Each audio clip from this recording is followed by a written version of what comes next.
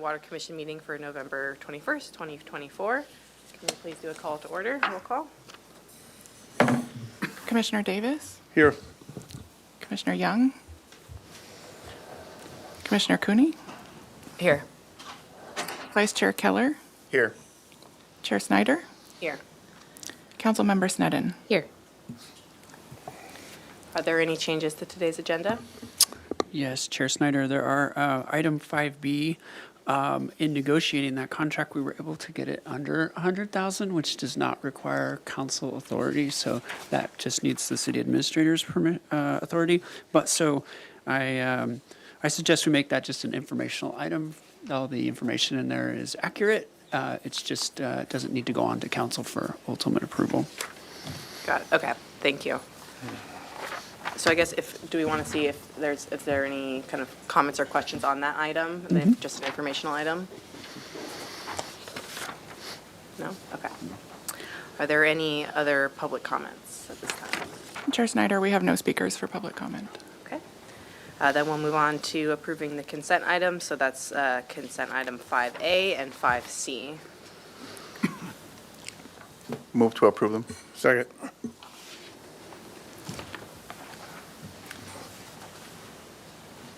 Commissioner Davis? Yes. Commissioner Young? Oh, not here. Commissioner Cooney? Yes. Vice Chair Keller? Yes. Chair Snyder? Yes.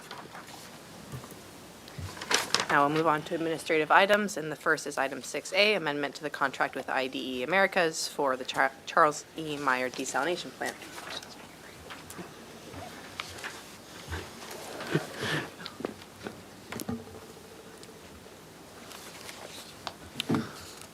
Welcome, Jeff.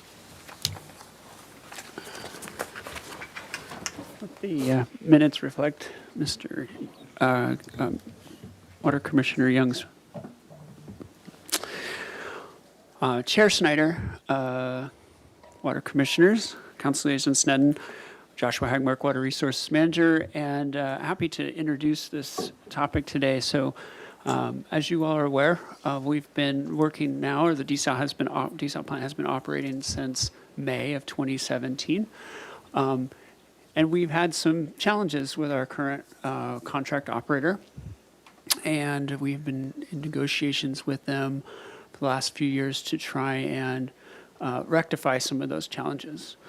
And to kind of high-level summary, our contractor has been losing money on this contract. And so what we've done in the recent negotiations is trying to address some of those losses by picking up some of their direct labor costs. And in return, they're making some commitments to make some investments in the plant to improve its performance. So with that, we'll kind of go through that in more detail and be happy to answer your questions.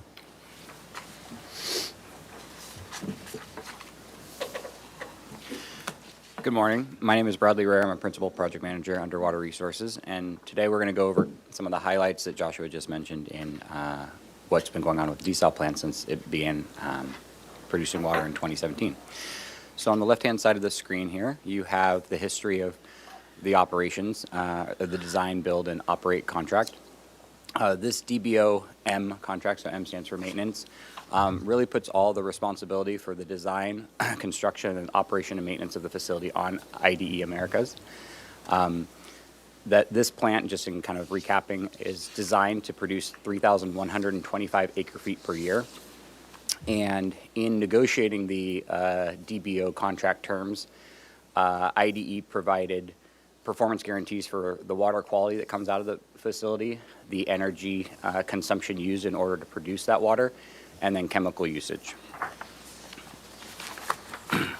And so since the plant came online in 2017, but then officially the first 5-year contract term began in 2019 when it was commissioned, the plant has unfortunately not been able to produce the 3,125 acre-feet per year, nor has it met the electrical or chemical efficiency targets. And we'll talk a little bit about some of the background on that in a few slides. We also, in 2023, in the 5th year of that design, the DBO contract term, the first part of the 5-year, the end of the first 5-year term, we hired a third-party consultant to do a condition and performance assessment of the plant in order to validate some of the concerns we had, and sure enough, they did. It was the plant, unfortunately, during that 2-week period, demonstrated where the faults of the plant were, and as well, during the condition assessment, identified several key areas of the plant that didn't meet a certain standard that the contract had contemplated when we signed it in 2015. To highlight a few of the operational issues at a very high level, you may be aware from past presentations that there are 2 intake pumps that are offshore that provide the water for the facility, and the remote location of it, while it's not very far off the off the beach. All the environmental work that needs to go in order to access those makes it very costly to access them. And so our operator will go out there, as minimally as needed in order to do that work because of the costs. But those intake pumps have not been reliable for us since the beginning of the operation of the facility. Additionally, some of the the high pressure pump variable speed drives that drive the RO process, they have also been unreliable for us. And part of that goes to the design decisions that went in, also the maintenance of those. And then there are some other process disruptions that have occurred throughout the process taking the system offline, and the pretreatment system has struggled with some of the external factors to the plant, like raw water quality coming in the plant. And then, as Mr. Hagmark mentioned earlier, while this contract was negotiated in 2015, it was not a low bid, it was a negotiated contract. Unfortunately, the price that we settled on with IDE didn't give them a whole lot of room for meeting local market rates for labor. And as a result, they've had a really hard time retaining staff. So for example, the plant's been operating since 2017, and we're on our 6th plant operator. So it just gives you an example of how much of a struggle they are to maintain staff here and provide a living wage, especially when the contract structure was very fixed as far as increasing rates. So they never really started at a place where they could meet the labor rate needed in order to staff the plant appropriately. And that's contributed to many of the financial losses that they've had. So as we've gone through the contract, we have claims against IDE, as we've just kind of outlined some of the concerns, and they also have claims against us. And so to bring you up to speed, we entered into what's called a tolling agreement with IDE in order to preserve the city's legal right down the road, freeze statute of limitations while we work through a partnership in order to address some of those financial issues. Because as you can imagine, it doesn't put the city in a very good place if our partner is losing money on this, because they're going to have to cut costs wherever they can, potentially sacrificing the performance of the plant. And so the tolling agreement is a solution that helps preserve our rights, but suspend the resolution of that while we are working on that partnership with them in order to get the plant back on track. And so really the two main key areas here are source water disputes. So one of the Achilles heels for this plant, and it really comes down to the Pacific Ocean water that IDE might not have really fully understood when they designed the plant. We have an abundance of sea life. We have a healthy ocean, it appears, and that also means we get algae blooms. And so algae is something that we've had a lot of conversations about. And so that falls under that source water dispute. And then those offshore intake pumps as well. There are some technical issues with our contract, and where they believe we didn't do what we were supposed to do, and we believe they didn't do what they were supposed to do. And so we're working through those issues. And so that gets us into negotiating kind of the amendment. Mr. Hagmark, myself, and our Public Works Director have met with IDE Executive Management for just over about 2 years. It's been a long drawn-out process, but we had a guiding light here, which was we don't really want to have a partner long-term that's losing money. And so we worked with them so that they could open up their books to the point where they could show us where they were losing money, and really it came down to that labor issue. And so as part of that, we negotiated a new fixed component-based operating charge, focusing on that labor component and bringing them up to what we believe is market rate. And it's also commensurate with what we believe our staff would be paid as well in order to operate this facility. We also adjusted the staffing levels needed that we believe the plant needs in order to get us to a point where it can be more sustainable. But in exchange for that, we also were able to get them to acknowledge where some of the downfalls of the design were in the plant operations have been, and they've agreed to and committed to developing and implementing a strategic plan that will provide a roadmap for making the necessary investments to bring the plant hopefully back on track with what we were expecting when we signed the contract originally. And it also helps prepare the plant for future expansion should we be in a position to do that. Right now, 3125 acre-feet per year is roughly about 30% of the city's water supply on an annual basis. The next iterative, amount might be 5,000 acre-feet, and there could be reasons why we would look at doing that in order to resolve some of the design deficiencies in the plant. And so there's really three key areas of the contract amendment that we wanted to highlight to you. Number one is that leveling them up to what we believe is the market rate for producing desalinated water under the contract. And so the contract, the fixed service fee will be increasing by about $1.87 million, bringing it to a total of just under $5 million annually to align with those local labor market rates. We've also, in IDE, expressed that in this partnership, if they're going to be able to make the investments, that we need to reevaluate the performance guarantees that they had guaranteed the plant to operate in back in 2017, realizing that the electrical and chemical is just not feasible. And so we've made some concessions there. In lieu or in return, again, IDE is going to work on the strategic plan, and as part of that, identify areas where maybe they can claw back some of that energy efficiency and chemical efficiency by making some of those investments that may return value to the city. And it also establishes a repair and replacement plan. Unfortunately, at the beginning of the operation of the plant, IDE negotiated $0 a year for repair and replacement. They figured that fell into their operating costs, which, as we've learned over the last 5 years, caused them to cut costs wherever they could. And so we've also, the contract establishes a placeholder for a repair and replacement plan so that we can potentially share in the costs with them. And recognizing that a lot of the issues right now are due to some of the design and operation maintenance of the facility. The city wouldn't be covering the full cost of that. We would be negotiating each item as a cost sharing depending on the amount of useful life we received out of it so far. And so that highlights really everything in contract amendment number one. Originally, we had intake pumps as part of contract amendment number one as well, but we decided that we needed to push that out because it turns out that these intake pumps offshore, there's a very narrow market for offshore intake pumps of this size, and so there aren't a whole lot of manufacturers out there that are available to negotiate with. So we're still working on some of those terms with IDE, but we wanted to present to you today what will most likely be coming down the road. Right now, in the contract, it only requires IDE to procure and provide 2 intake pumps, one for each of those redundant structures. Both parties recognize that having a third intake pump ready to go, stored locally with all the spare parts associated with it, so that when one of the 2 intake pumps that are meant to be a lead lag or a redundant system out there in the ocean, IDE could take that third intake pump offshore, have it deployed, and then take one of those pumps off out of service, and then use the time that the pumps are offshore working to rebuild that pump that came out of service. That wasn't contemplated in 2015 when we negotiated originally, but that's something we feel strongly would help with the reliability that we found in the offshore pumps.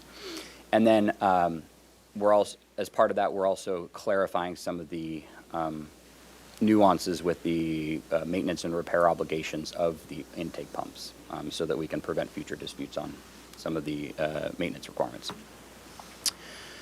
So that gives you a high-level review of where we've been at the negotiating table with IDE for the last 2 years and how the plant's been operating. And so our recommendation for Water Commission is to consider recommending it to Council to authorize our Public Works Director to execute Amendment Number 1 to the DBO contract with IDE Americas. Thank you. We anticipate Amendment 2 will probably lag by a month or 2, so.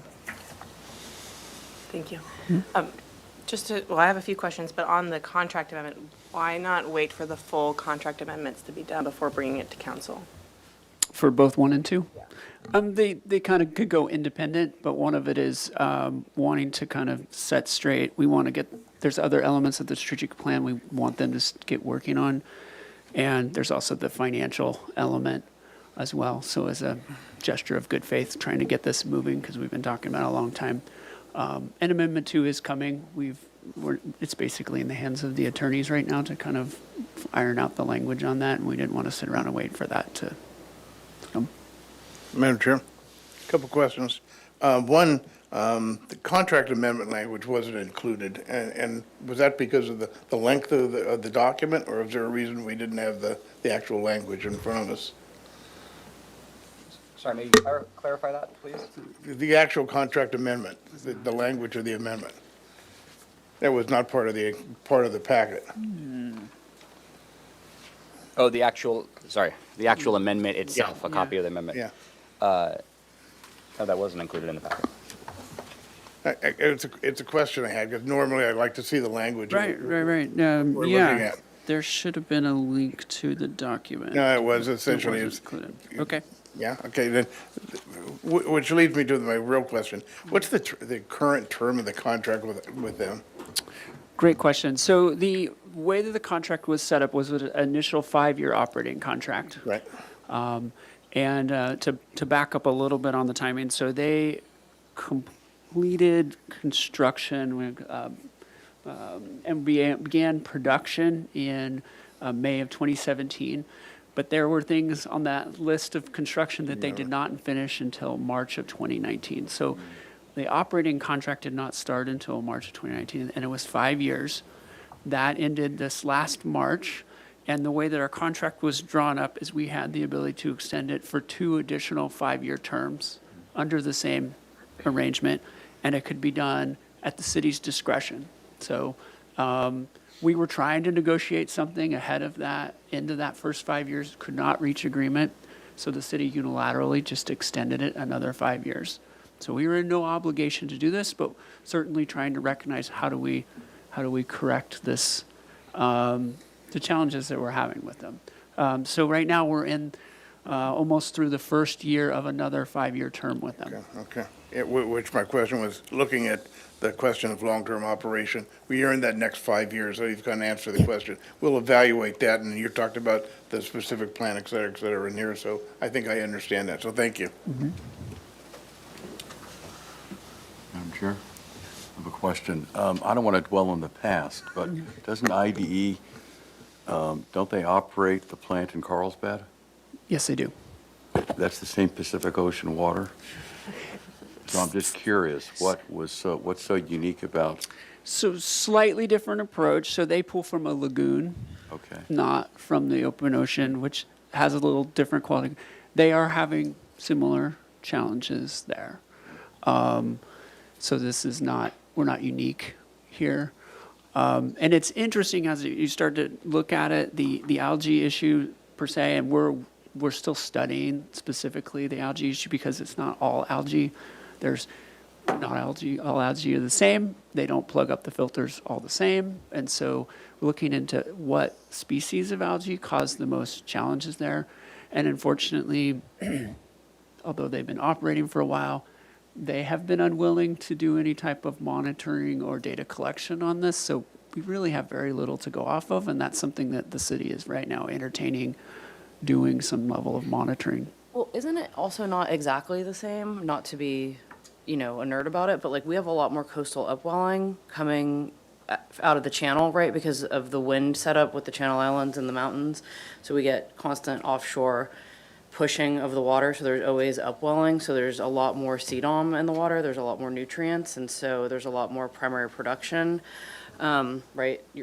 And so like our water is a lot cloudier and a lot more bioproductive than a lot of the same California coastline that we're dealing with. So like theoretically, yes, it's the same ocean, but we have a lot of different biogeochemical interactions that are going to create a lot more stuff in the water to filter out. Yeah, and I think in general, it tends to be, Right? That's not crazy? Okay, cool. it tends to be different species of algae, yes.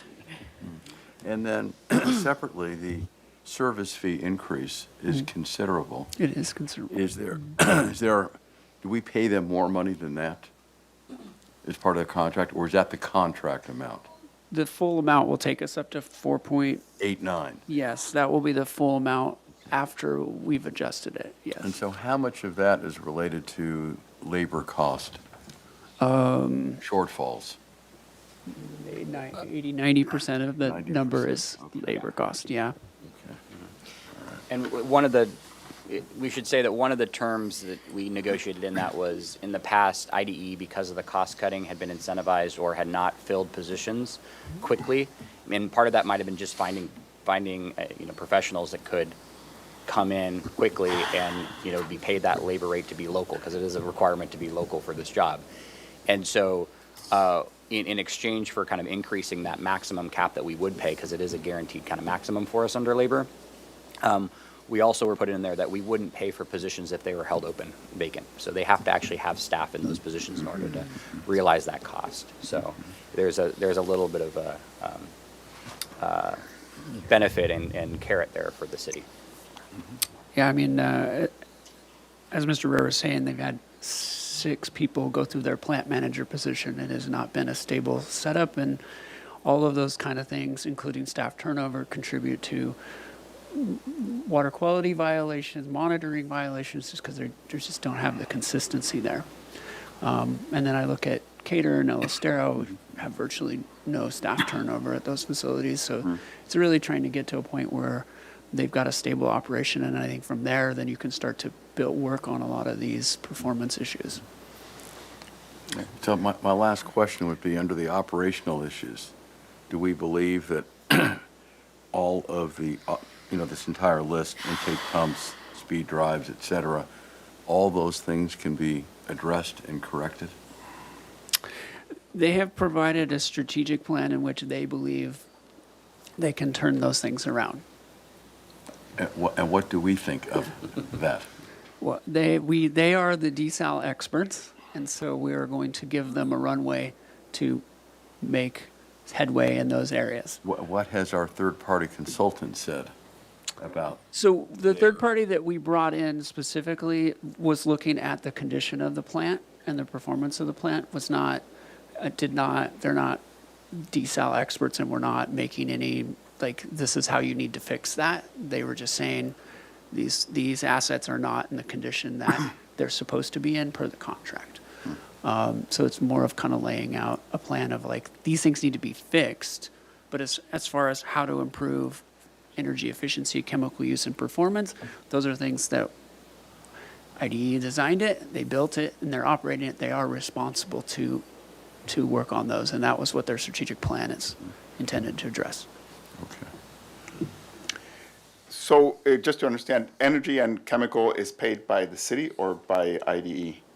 The way that our contract is set up is there's a maximum, so the city pays for electricity and chemicals. If it goes over, they Okay. pay for it. Okay. So we, in the past, and that's part of the tolling agreement, there's a pretty big chunk of money in which we paid for the electric bill that went over. They owe us money back. We're under this agreement, we're going to give them a higher threshold, give them some room to wiggle, to make some progress on these elements, hopefully being able to get some stability and bring the electricity and chemical uses back down to what we initially signed up for. And I recall that it was maybe a year or two that the city was considering taking over the operation, and some analysis must have been done to decide that it wasn't worth it. Is that the case, that it would be too expensive for the city to take it over? Or just No, not too many risks? No, I think, where it's headed right now is on par with what it would cost the city to operate it with city staff. I think what we're looking for here is holding them accountable and responsible for we paid them to design, build, and operate this facility, and so holding them accountable for it. Certainly, if we were to let them go, bring in city staff, we would then need to be on the hook to make these capital investments to get the plant to perform. And so really, this is part of giving them some space to bring this plant to the place where our contract says it should be. And the cost per acre foot, once we have this implemented, what would it be approximately? Yeah, all my questions. Oh, sorry.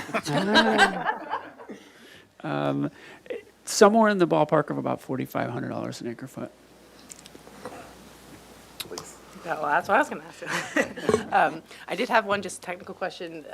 Mr. Rare, you mentioned something about how increasing the capacity might help improve some of the performance issues, or could you explain that a little bit? Absolutely. So some of the issues with the pretreatment and processes are such that they're using the best technology that we have currently today that was designed and built into the plant. And so if we were to expand to 5,000 acre feet or incrementally expand somewhere, they would maybe take a new, fresh look at what technologies are out on the market that could be designed into that, what we call a MPD, so that three treatment trains create the 3125 per year in theory. We would need to add probably a fourth treatment train, and that fourth treatment train could be designed under a different configuration schematic with different technologies. And so that might be an area where we would co-invest in that technology with IDE if we ever make the commitment to go to 5,000 acre feet, which could potentially resolve some of the source water issues that we're currently running into. It also might handle some of the electrical issues. You know, this plant was designed and built at a time when time of use wasn't such a driver on our electrical rates. So our capacity was set up to just do it over the whole year, kind of at a fixed set speed. We might design it differently to adjust for that 4 to 9 window where we pay such a high premium for the electricity for the plant. And so we would see value out of that if we got there. So kind of give an example of that is, say we were looking for 5,000 acre feet a year. Lake Cachuma Mutual Water has mentioned that they'd be interested in developing a partnership with us. And say we were to go to 5,000, the plant might be designed for 6, because what we want to do is actually over-operate or operate it at a higher threshold from 8 to 4 every day when power is cheapest, and then turn it down or severely turn it down from 4 to 9 every day. At the end of the year, we'll have produced 5,000 acre feet a year, but in a way that is, I think, more coincides with the cost of electricity, the carbon-free power that's available from 8 to 4 every day. So that's kind of the idea that when we mention how we might be able to address multiple elements of the project during some type of an expansion. But we first need to get a better understanding of how to correct its current operation, because I think we are uncertain about just how expansion would work at this point. Thank you. And then just around the contract with Montecito Water District, so I saw in the report that this is still proportionally shared. Is that these cost increases are still able to then kind of be passed on under that contract? That is correct, and we've met with them recently and have been reviewing these costs as we've been going. So they have built them or building them into their rates. And then just one final question around the pumps. We'd had a conversation a while back about potentially onshoring the pumps. Is that still part of the conversation? It is. IDE is very interested in moving the pumps onshore, and so we are talking about that. The original plant did have pumps onshore as well, so it had a different configuration. It had offshore pumps, and then it had pumps onshore. It had a different pretreatment process.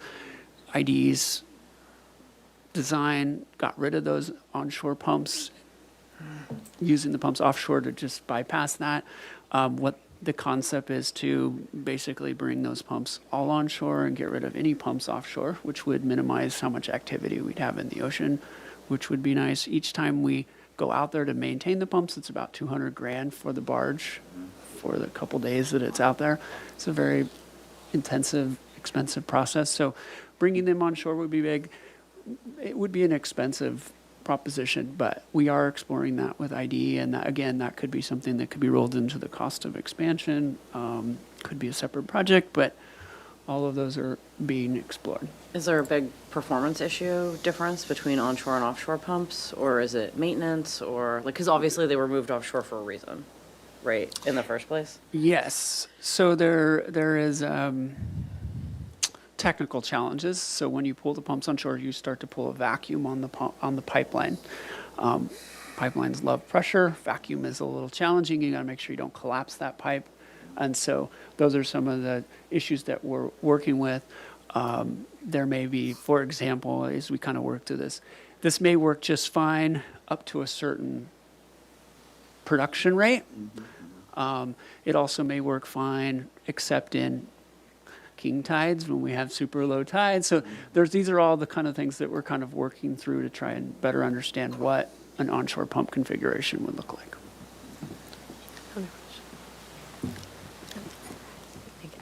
I guess it's a question, maybe it's a comment, and I'm not sure you can comment, but along holding them accountable and responsible, the idea of the 1.8 million to handle staffing issues, I guess rubs me the wrong way, because our own staff, we have turnover. I mean, you mentioned Laurel and Cater, but we're having issues holding on to staff for our own maintenance needs. And I realize this is our own also because it's desal, but is that those extra 1.8 million, I mean, it would sit better for me if it was because of algae issues or something that city is responsible for in some way unforeseen. But I'm just, I guess my question is about tying it to staffing and turnover. I can just foresee a lot of issues where someone we're contracting with didn't take into account their staffing issues, and for us to make that whole, I don't know if that's something to talk about or not open here, but it's an issue. Right, and one of the things that we've been working on, we intend and plan on hiring a third party to audit the books. We want to make sure that indeed that money is going to their people and not just being siphoned off for some profit of the company. So that is a concern that we've had on this. Again, I think we're getting to a space in which whether the city operates it or IDE operates it, the staffing costs are going to be roughly the same. That's the market. I do, as you acknowledge, I think we're doing better in the treatment, compensation of our treatment. I'm getting off here on our treatment. We need to do some work in our collections and distribution staff where we're still seeing excessive turnover. We need to make some space there. But I think setting that aside, I think the market, they've been underpaying, and that's why they've had excessive turnover there, which has been hurting the facility and hurting, the underlying operations of the plant. Yeah. Just, do we have more leverage by not approving contract amendment 2 at this point? 1 at this point and waiting for contract 2 to be ready?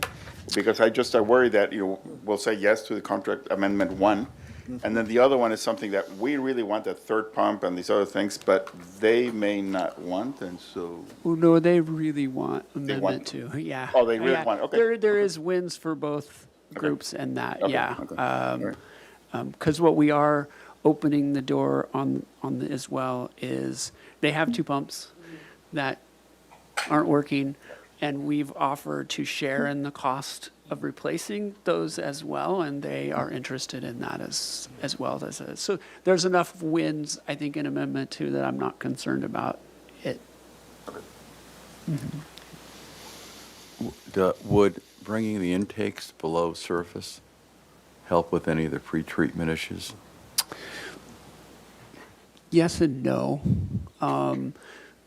We have had many conversations, and where we might get more benefit is actually moving the intake out into deeper water. One biologist was saying that if we were out in 75 feet of water, we likely wouldn't see as much algae at that point, because what we're seeing, and this is an interesting part of the algae cycle, the issues with algae is actually at night. So during the day, the algae is spending more of its time at the surface, and then the sun goes down, it settles towards the bottom, and that's when it's getting picked up. And so it's really a nighttime problem that kind of sets off this whole plugging of the filters and backflushing of the filters is what the issue is. And so, we could move the intake out into deeper water, which would be more beneficial. Again, if it was subsurface, the issue there is you still could get plugging of the sand, basically, and so you, over time, would deteriorate your intake abilities there.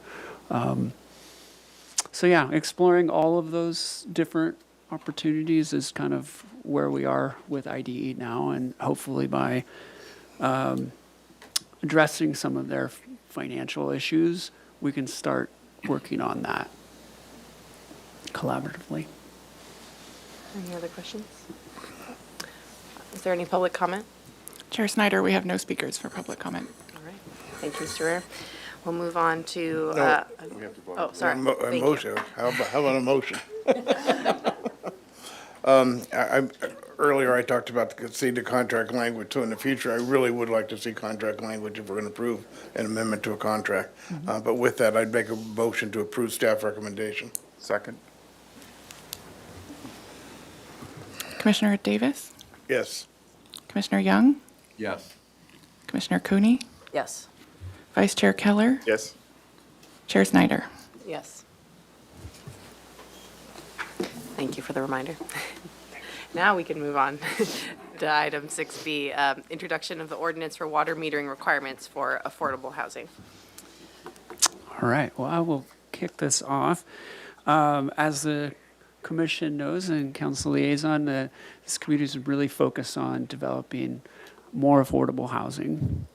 And we already have some language in there that provides some metering flexibility for 100% affordable housing.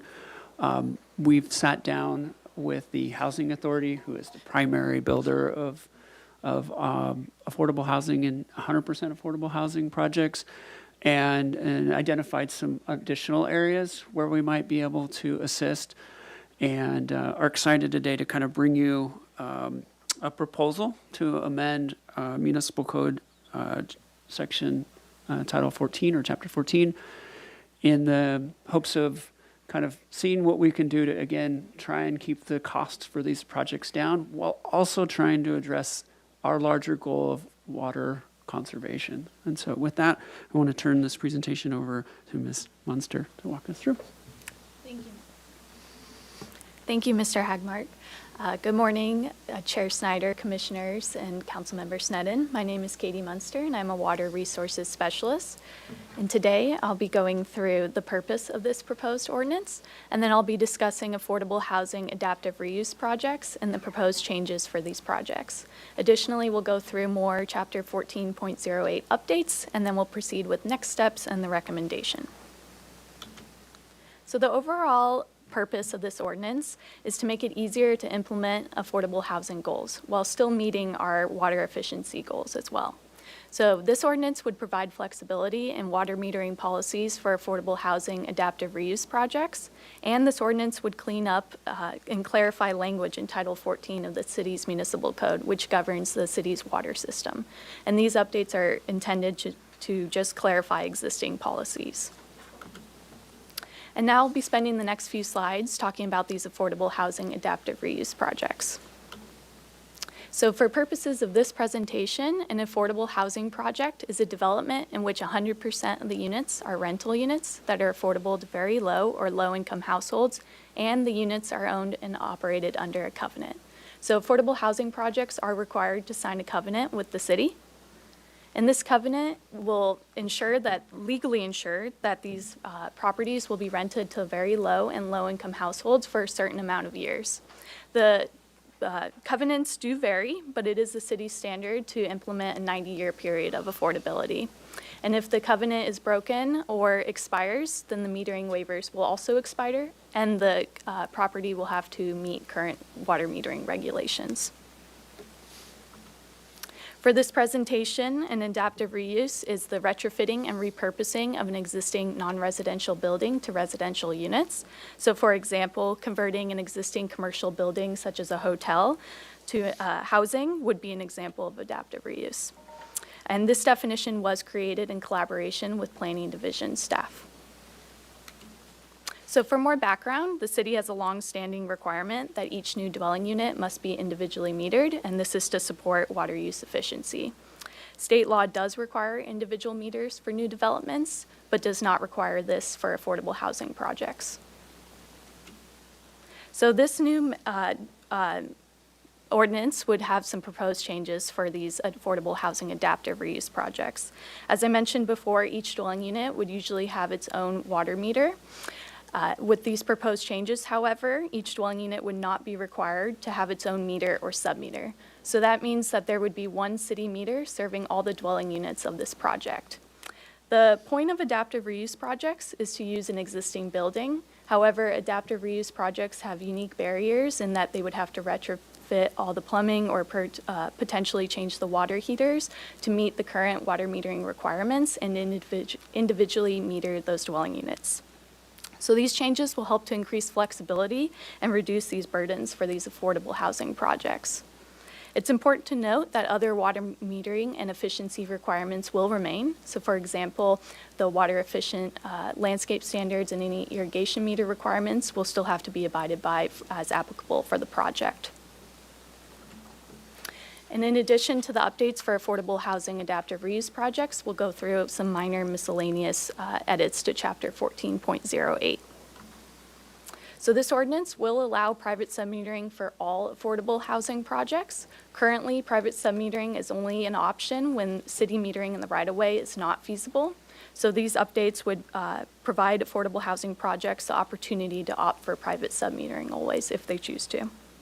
This ordinance will also update language for accessory dwelling units just to align with current state regulations. However, there is no functional change in our policy resulting from this. And this update will also revise word choice within Chapter 14.08 just to clarify existing policy. And then I'll go through some next steps for this ordinance. So today we're reviewing this ordinance with Water Commission, and if recommended by Water Commission, it will go to Ordinance Committee on December 10th. And then it would be introduced at City Council on January 14th. And if City Council adopts the ordinance on January 28th, then the ordinance would become effective on February 27th of 2025. And lastly, just a slide on the recommendation. Staff is recommending that City Council adopt this ordinance, amending Santa Barbara Municipal Code, Chapter 14.08. And with that, I'm happy to answer any questions. Thank you. Chair Snyder, Commissioners, I'd like to recognize that the Deputy Executive Director of the Housing Authority, Father Zahn, is back here if there's any questions for him as well. May I ask a question? Thank you. So how much does it cost to put in a meter for one of these individual house units? What's the cost roughly? In what scenario? Like to retrofit? We're saying, yeah, to retrofit. We're saying it's expensive, so I just want to understand what do we mean by it's expensive to put the meter in when we do these retrofits? I don't know if you, Dale wants to come up and answer some questions on it, but I can kind of set the stage. So we're talking about the project that kind of kicked off. Part of this conversation is a conversion of a hotel. And so these are all going to have basically very small, minimal little kitchens in them, if you want to call it that. And so to go in and to put a meter on every single unit, currently all of those units are all on one little circuit. So to go through and you'd have to completely redo all the plumbing and also have a central heater and stuff that goes with it. But I don't know that the final dollar amount, if you got a cost for that. I can give you, I'm Dale Azam with the Housing Authority of the City of Santa Barbara. Since I'm up here, I won't need to make public comment. I'm just here to support this initiative. We really appreciate working with staff on this. It's a hard question to answer because of what Ms. Munster said, where the existing configuration of the piping, drives a lot of it. And so it could be anywhere from adding the meters would be maybe $1,000 a unit. But if you need to do a lot of extensive repiping, it could be a lot more than that. 5,000?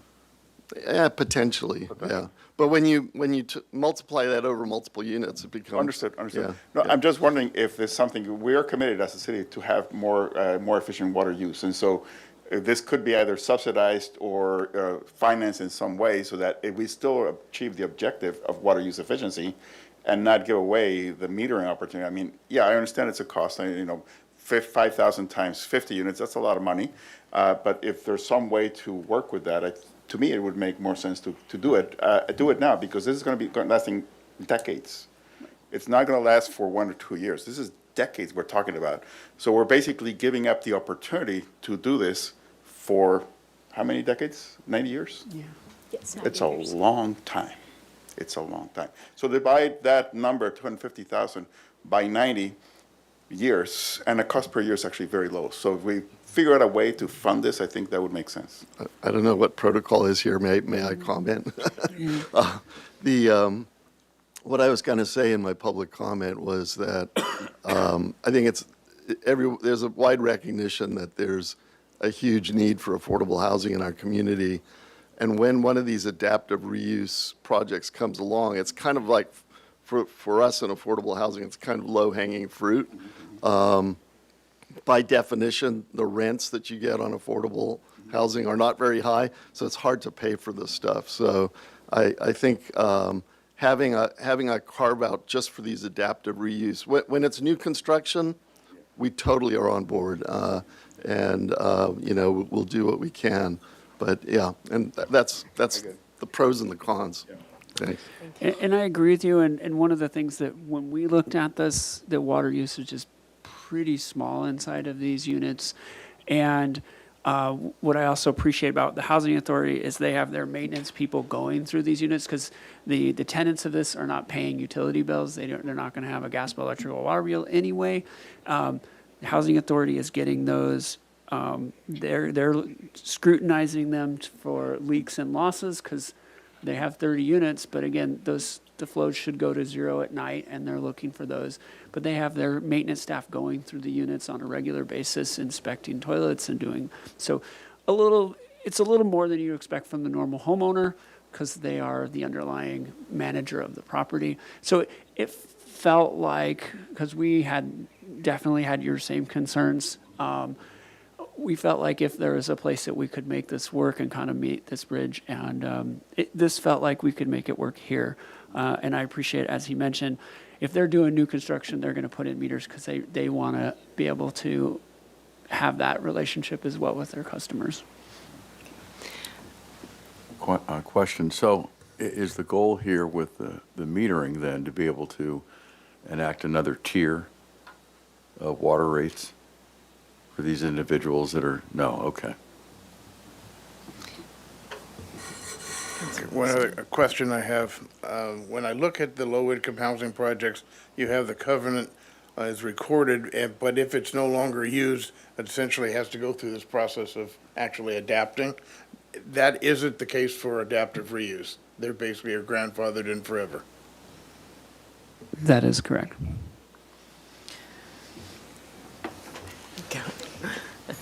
I'm getting a lot of permission. Right. Well, you're very polite. Thank you. It's a question, so I think in the adaptive reuse with like a hotel, those individual units probably won't use much water, because they're not going to have washing machines and dishwashers and different high user things. But the ADUs on private property, something different. I mean, ADUs can be so large now and can have its own garden, its own water uses. So it's a question about how it is linking or delinking those, because an ADU, is it for adaptive reuse ADU, or is it new construction ADU? And do we need to be linking that with this for affordable housing? Yeah, those are separate, and for the ADUs, they're required to have either an individual meter, or they're required to have a private sub-meter. So they're required to be metered. And they don't fall under affordable or covenant, so they are not included in this.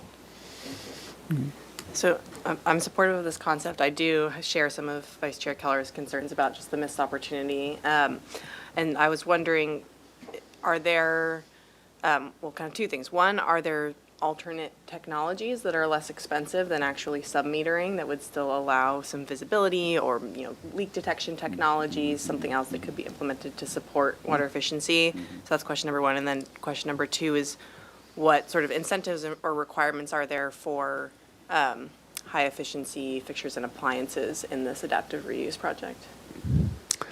I believe they're held to the same high efficiency standards as all new projects. Is that correct, Ms. Hoffenberg? Hi, I'm Dana Hoffenberg, Water Resources Analyst. So they're held to all the same building code standards that all other projects are held to. For a lot of adaptive reuse projects, I don't think there's going to be a lot of changes happening within the unit. That's kind of the point of the adaptive reuse. It's recycling essentially an existing building. So to the extent that they are changing out fixtures, they will have to abide by current water efficiency plumbing code standards. So in that respect, they are held to the same standards as new development. If I could really quickly go back to your question, Commissioner Davis, about the covenant. So the covenant does still apply to adaptive reuse projects. Again, this is only for low-income housing adaptive reuse projects. This isn't for all adaptive reuse projects. So they are still required to sign a covenant and agree to a covenant with the city. And if the project is no longer an affordable housing project after X amount of years, then they will be required to come up to the current water metering standards, just to clarify. Could I just follow up with that, Mr. Chair? That's why I asked the question, because under subsection D, it's very clear that that's the case. But under E, adaptive reuse, I didn't see the language that actually then made them come up to up to speed. Thanks for the input. We can double check on that. That was our intent, but we can talk with the attorneys and maybe Yeah, get that updated just to make it more I don't see any. clear. That's why I raised the question. Thank you. Thank you. So, Madam Chair, just to follow up on that, I'm just curious, what happened with the Sur La Table building on State Street, all right?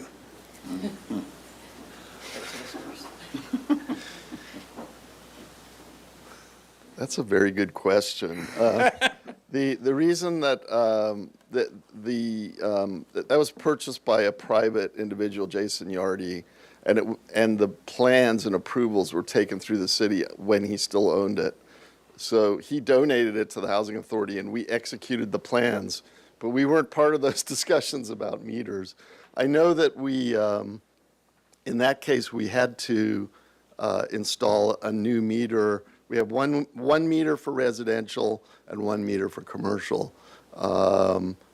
And it's possible we have sub-meters on it. I don't know, staff may know, but I honestly don't know the answer to that question. Great, thanks. I thought I'd ask. Yeah.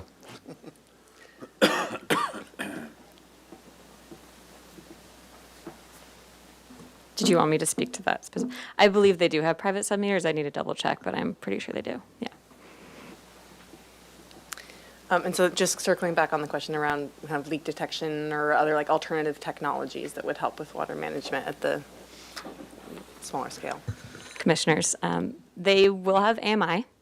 We have fully implemented our AMI system. So like all of our customers, they will have AMI capabilities on their water meter. And so they'll have hourly water usage readings, and we're more than happy to assist housing authority staff with monitoring their water usage. They'll get high leak notifications, continuous usage notifications, and we can definitely help them, manage their water efficiency that way. How many dwelling units are in that building specifically, the hotel? There are 32, is that right? 32, and that includes one manager, a unit. Sorry to kind of keep asking more questions. Is AMI able to really disaggregate that?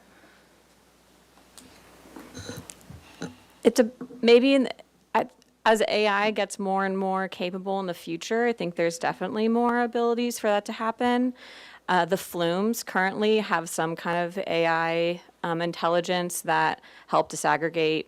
It can use educated guessing to understand what fixtures are being used at what times based on flow rates and timing. So I think AMI will get better at that going forward into the future. It's not perfect, but it's something I think that will become more and more prevalent in the future. But so right now, if you're talking about 30 different dwelling units, having AMI is not going to help you be able to understand at a unit level. It'll help you understand if you have a problem, but it probably won't be able to tell you which unit has the problem. That's correct. Okay, thank you. Yeah. Any additional questions? Is there any public comment? Chair Snyder, we have no speakers for public comment. All right. So let's move forward with the recommendation. Move approval. I'll second. Commissioner Davis, Yes. Commissioner Young, Yes. Commissioner Cooney, Yes. Vice Chair Keller, Abstain? Chair Snyder. Yes.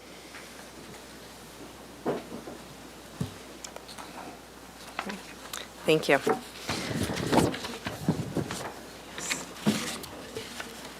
I just make a quick comment. So this comes to ordinance after, yes. And so like I have comments here about maybe some of the wording that y'all say for ordinance, but in the case of abstaining or wanting to put input on what might be considered an ordinance, I think it would be helpful to have comments that ordinance could then consider also. Just in general, if something's coming later to a different body, it's helpful to know what wanted to be considered. Thank you. Yeah, we're always taking input and, preparing for ordinance committee. We'd be happy to share thoughts and feedback that the Water Commission have with them. All right. Moving on to administrative item 6C, the GIS master plan update. All right, well, thank you. Happy to have our esteemed IT department head here today. He's taken the time out of his busy schedule to come speak to us about something very important to water resources, which is GIS. And I just want to put a little plug in that Water Resources was the folks who kind of originally invested in this, going back to, I think, 1996. We had the IT GIS folks in our operations, and trying to get it off the ground is a huge lift, trying to get the city level of survey sufficient to start to build all this. And certainly it has come a long ways, and I think exceeded our expectations and continues to be a vital tool. Or if you visit any of our staff out in the field, they are now equipped with iPads and tablets, and anytime they are touching assets, they are putting information in about that asset. And so we have a lot of information now, and it's kind of tied between our CMMS, our computer maintenance management system, which we use Cartograph, that's the software or vendor we use, and then our GIS. So they basically are talking to each other all the time. And so with that, I will turn it over to Justin to introduce. Awesome. Thank you. Chair Snyder, Commissioners, Councilmember Sneddon, thank you for the opportunity to speak to you today about the Geographic Information System and the status of our GIS strategic plan. As Mr. Agmark said, I'm Justin Cure, Information Technology Director. Briefly, I'm going to give a quick review of what a Geographic Information System, or a GIS, is. We'll then look at some ways that water and wastewater utility actually utilize the GIS. Then we'll review some of the challenges that were identified when I started here at the city a little over 3 years ago. Finally, I'll explain the process that was used to create the GIS strategic plan, the implementation plan around that, and the status of where we are today.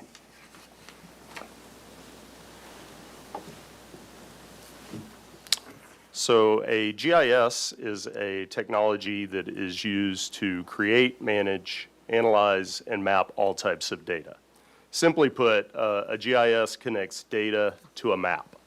It integrates the locations with all types of descriptive information. It's sometimes referred to as a smart map. The components of a GIS are hardware. These are things like servers, storage, GPS units, drones nowadays, as well as specialized software, geographic data, methods or processes, and people. People being the most expensive part of a GIS, and they do make up the majority of our GIS budget here at the city. Some uses of a GIS include data management, mapping and visualization, spatial analysis, and communication. So data management refers to the GIS being a foundational system of record. You can store and integrate information from different business systems, other authoritative sources, and it basically magnifies the usefulness of the data. Mapping and visualization includes integrating data like aerial photography, three-dimensional data, real-time information, and it basically brings the GIS data to life and helps us understand problems and solve them. Spatial analysis tools help us find hidden relationships and then generate new insights from the data as well.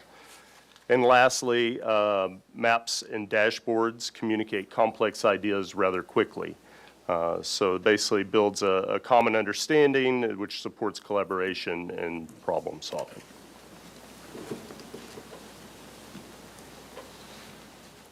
So the water and wastewater utility have many use cases for GIS. You've probably seen some of the products here at these commission meetings because most of water resources programs depend on the GIS. Some of the bigger use cases are listed here. Asset inventories are generally used to locate where the water and wastewater infrastructure exists. And then specific information about those assets, things like type, age, size, etc. Some examples of the location data that's stored in the GIS for water resources include over 6,500 sewer mains, 6,200 manholes, almost 12,000 water mains, 9,000 valves, 3,000 fire hydrants, and one of our newest layers currently in development is 500 utility easements. So a lot of data in the GIS for water resources. The entire asset management program, consisting of the computerized maintenance management software, Cartograph, that Mr. Hagmark mentioned, sits on top of the GIS and integrates with the GIS. This allows for geospatial planning for maintenance, and it provides our field crews with the accurate location of the work that they're doing. It also drives the maintenance that is accomplished in the utility. It drives all of that work. Wastewater collections pipeline inspection software, IT Pipes, integrates with the GIS to reference what lines have been televised and then to view the results as well.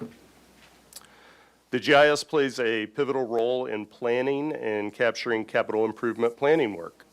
For example, mainline replacements are documented in the GIS, and then accurate locations for new assets are captured using high-precision GPS. GIS plays a major role in coordinating the replacement of other infrastructure in the city, things like street paving, drainage improvements, and we use the GIS along with the data and water resources so that conflicts are avoided, so that we don't redo work that has previously been done. GIS is integral in the creation of public outreach and communicating operational and construction impacts to the public. In addition, it provides data inputs and visuals to better communicate annual reporting. And lastly, GIS plays an important part in the water and wastewater capacity models.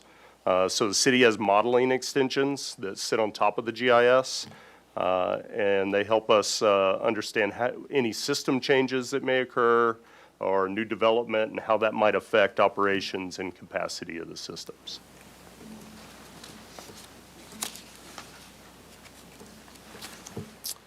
So when I started with the city, I met with all of our department heads and our managers, and I heard a recurring theme that we needed an expansion of GIS and that we had some challenges that we needed to address.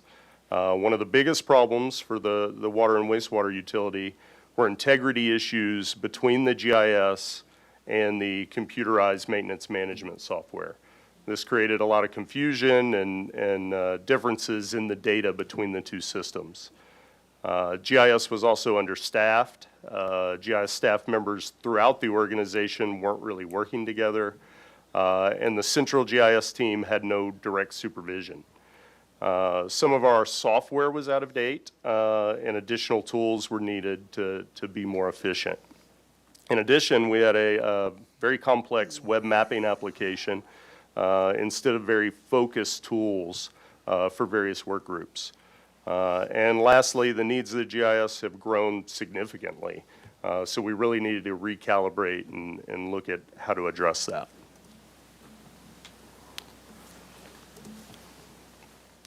The largest user of the GIS in the city is water resources. 50–60% of the work we do is in water resources. And they've obviously had some of the largest problems, right? Some of the largest issues with the things that were happening.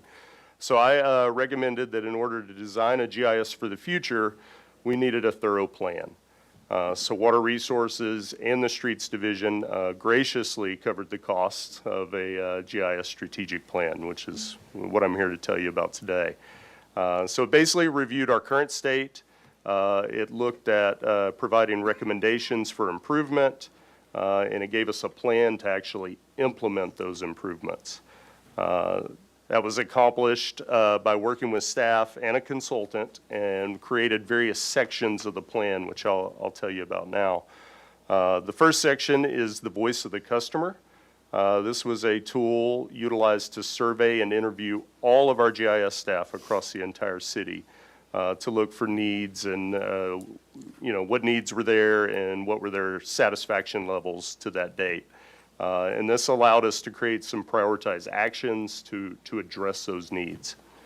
The next section is the needs assessment, and it was used to document various geospatial needs. On-site and follow-up remote interviews were conducted over 6 weeks, and those helped us identify kind of the current state and the desired state of the GIS. Interviews covered a lot of topics, broad range of topics, things like GIS governance, software, current state, desired state, the GIS data that existed, non-GIS data that existed, our IT systems, training and education, integrations, and potential future applications of the GIS. The benchmarking was also performed, and what this did is this gave us a subjective evaluation of our existing GIS conditions. They basically use a checklist for best practices and to compare how we were doing there. Key performance indicators, or KPIs, were derived from that benchmarking, and that offered us a systematic way to monitor our progress over time. The data assessment section obviously focused on GIS data, databases, data management practices.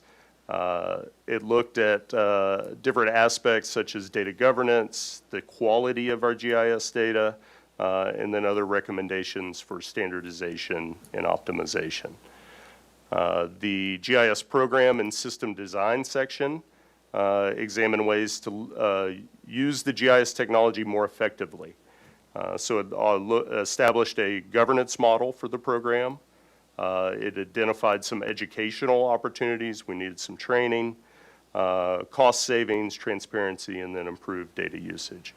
And the most important section of the plan, the implementation plan, provided the roadmap. So how are we going to solve the issues that were identified? And the roadmap basically, not only how are we going to solve it, once we've solved those issues, how do we maintain the GIS for the future?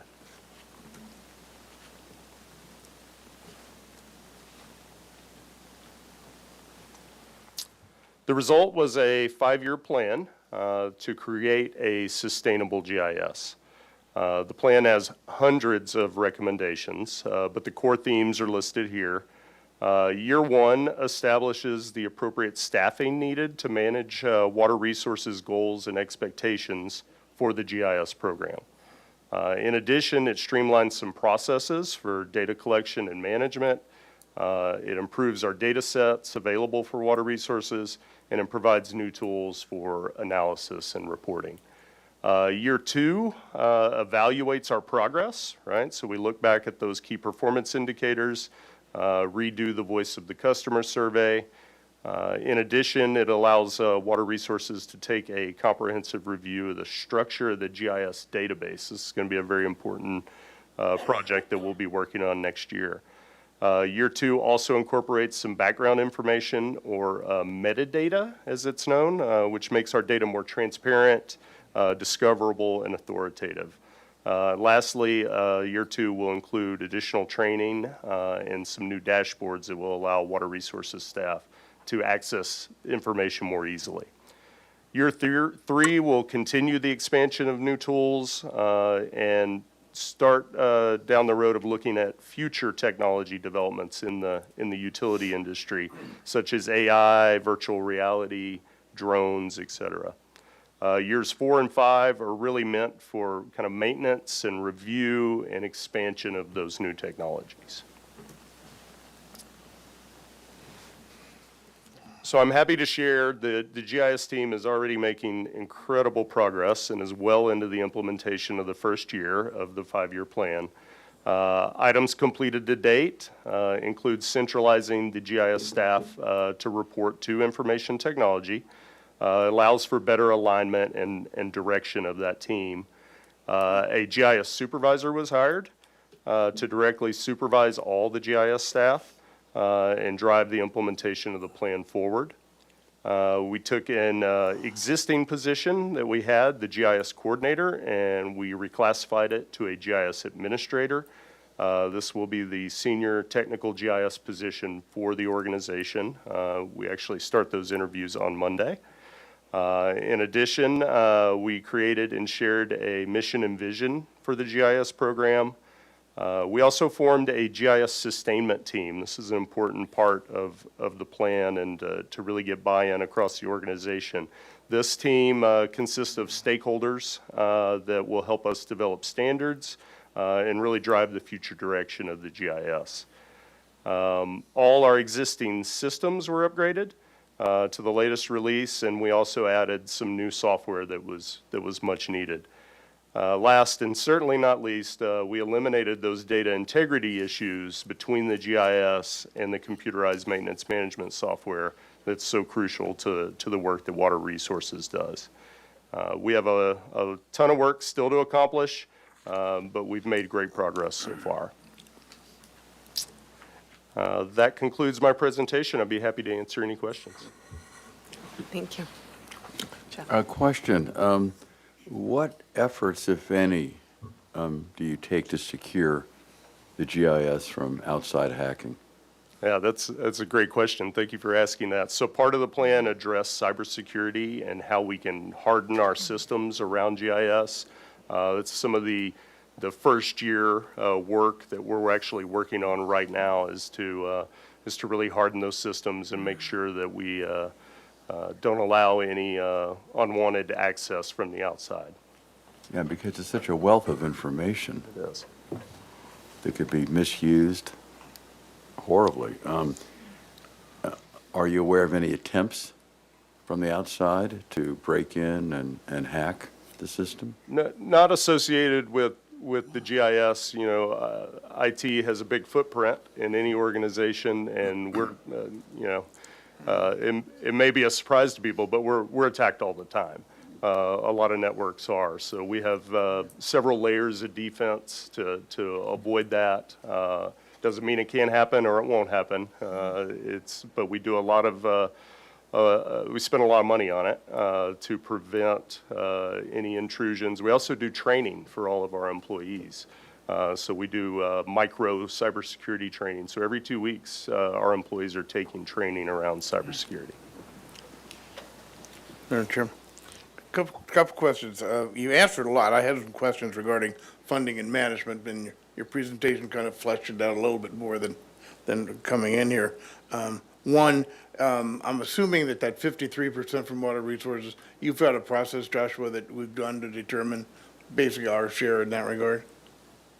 Yeah, I think we're working on, there's so many users now in Yeah, in that's why I Water asked the Resources. question. Yeah, and we've been kind of working towards a, like a level of service model, because certainly other users have,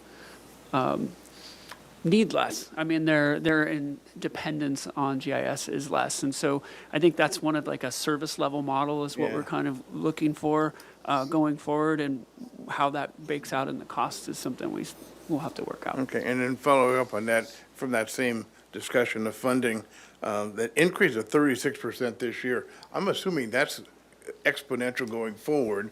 How are we managing that? And what's driving that 36% this year? Great question. Yeah, so the main driver there is we did add a position, right? And people are expensive. In addition, we've added some money for some consulting work to help us kind of move the plan forward a little faster. That database redesign is a big portion of that. And then we've got some new equipment as well that we need to purchase. I don't anticipate the cost to continue to increase. I think this is as we kind of ramp up and expand the use of the GIS. Okay, and then lastly, in terms of our involvement, you talked about the, what did you call it? The sustainment team, GIS sustainment team. Is Water Resources represented on that team? Absolutely. Mr. Rare here is your There you go. representative. In addition, one of our GIS analysts who's in the back of the room is on that as well. And that GIS analyst is dedicated to public works. And the majority of the work that she does is on for water resources. Great, thank you very much.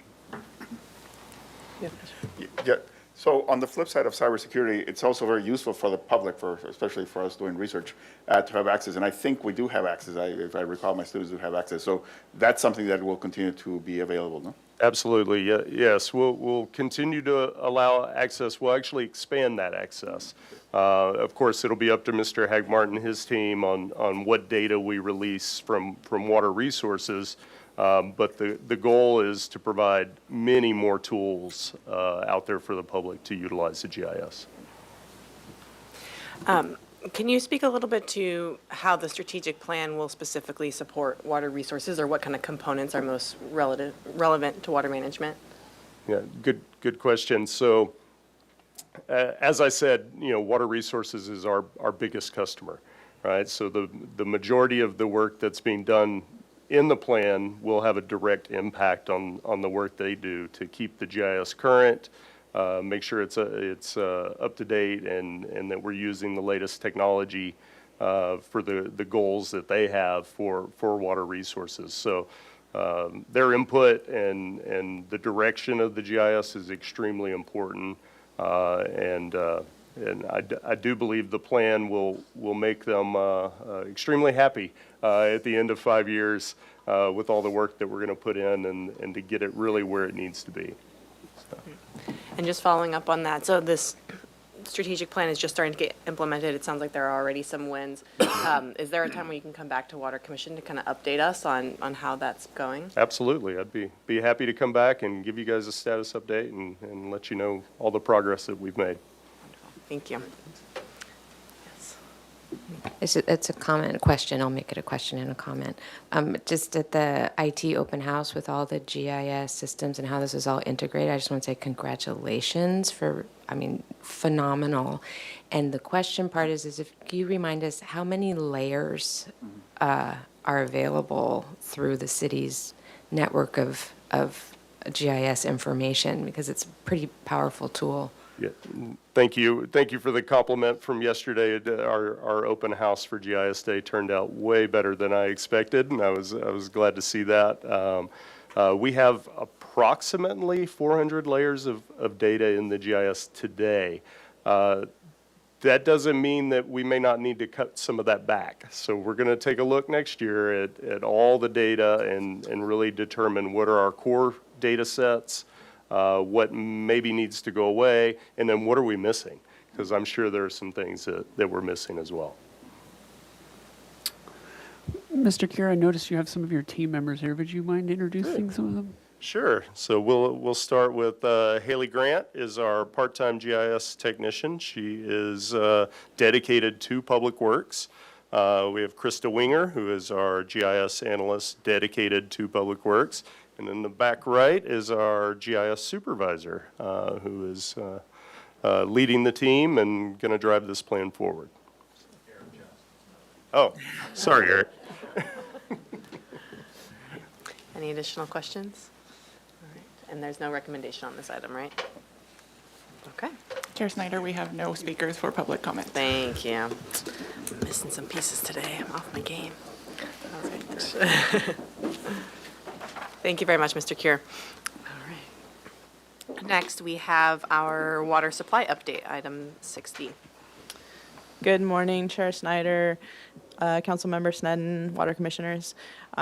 So we're back with a water supply update. As you know, we typically do these every May and November.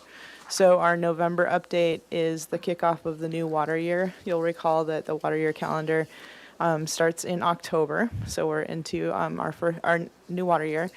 And we're also at the start of the potential new rainy season. And so the November update is a forward-looking update. We expand our water supply strategy for a third year. And so the goal of this analysis and the presentation that Ms. Showers is going to share with you today is to look forward 3 years, assuming dry conditions, because we want to be prudent in our planning for our water resources, and make sure that we have enough water supply to meet needs over the next 3 years.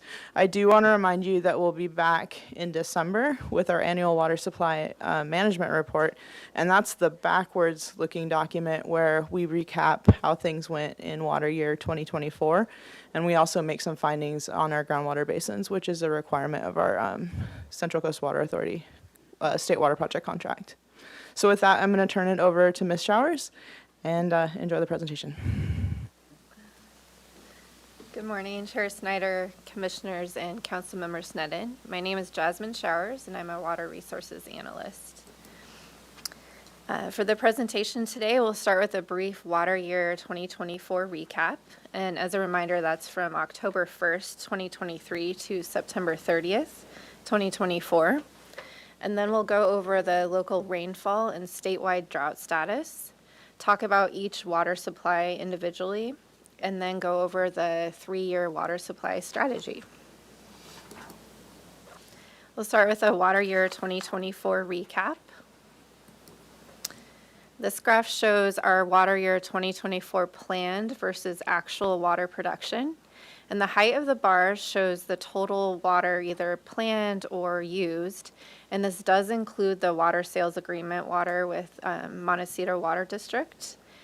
On the left is our planned water, and on the right is our actual water. So you can see we used less water than we were planning. Due to the wet winter, we were able to use more Gibraltar Reservoir and Mission Tunnel water than we thought we would be able to. And this graph, you'll notice, is slightly different than what you're used to receiving every month. This shows city customer water demand. So this is without that Montecito Water District water sales agreement water. The black line shows total production from 1985 to October of 2024. And then the orange line is new. This is showing 5-year production averages throughout the time period of the graph. And this allows us to look and track water production throughout time. And then the blue line on the very right is showing the Enhanced Urban Water Management Plan demand productions. So if you look at the black line and the blue line together, you can see from 2020 to 2022, usage was tracking fairly well. And then with the last 2 rainy years, our production has dropped. And so the space between the demand projections and the actual production has increased. And next year is our 2025 Urban Water Management Plan update, and we do want to reassess our demand projections. We want to see if this is, or assess if this is a true change in behavior, or if this is just due to the wet winters. And I think it's interesting to look at the orange line. You can see the drops in production with the droughts. If you look at 1990 to 95, you can see that big drop in production. And then there was a rebound in production. And then in the most recent drought, demand dropped again. And then we're really not seeing a big rebound in production, especially if we compare it to historical levels. So that's something interesting to note. And next we'll talk about local rainfall and statewide drought status. We had another wet year this year. This is from county rainfall data, which does use a slightly different different water year than we do. And at Gibraltar, Lake Cachuma, and downtown city of Santa Barbara, all 3 places experienced over 156% of normal rainfall. So big rain year. And this zooms in at the 50-year Gibraltar rainfall by water year. So starting with water year 1974 and going to water year 2024. The orange lines show the total annual rainfall in inches, and the red line is showing the 50-year average of rain. And then the 10-year is showing the 10-year running average, and this allows us to see trends in rainfall. And with the most recent drought, starting about 2014, you can see that 10-year rainfall average really dropped. And then the last 2 years have done a lot to bring it up near to the 50-year average.